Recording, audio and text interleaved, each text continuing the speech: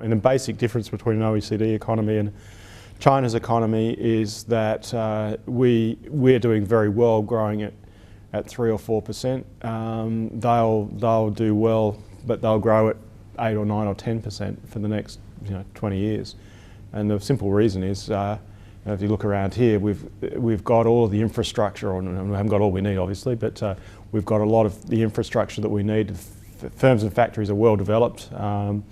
In the services sector, it's pretty well developed, and all of the improvements are incremental, whereas in China, I mean, literally they're building factories that are needed or can be used and can utilise labour by the minute, and that capacity to grow is going to be there for a very long time.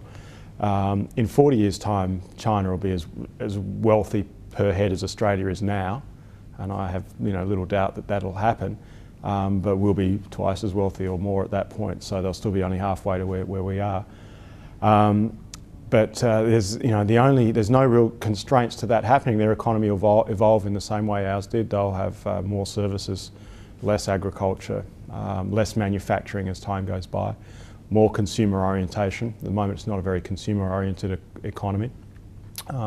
So there are big differences, but like Japan in the 50s and 60s and 70s and other economies subsequently, they'll catch up. That's the terminology that economists use to describe an economy like China. So they'll catch up to where we are, and take a long time to get even to where we are now, but there's no reason for them not to catch up, basically.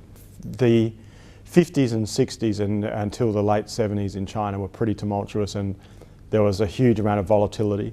The data, economic data, is pretty poor. Still has a lot of problems, but extremely poor through that period. The estimates are that it grew at 5 or 6% through the 50s and 60s and 70s. But the reality is, I think, to some extent, the human capital, the intellectual capital, was diminished through that, particularly the 50s and 60s. There was no building of factories or anything like that. Very agriculturally based economy. And it's only really been in the 80s and 90s and the O's that China has consciously decided to grow rich, as the Deng Xiaoping said at the time in 1978. So most of the growth has really been in the last 3 decades. And again, one of the reasons why they're growing so quickly is because they've grown so late.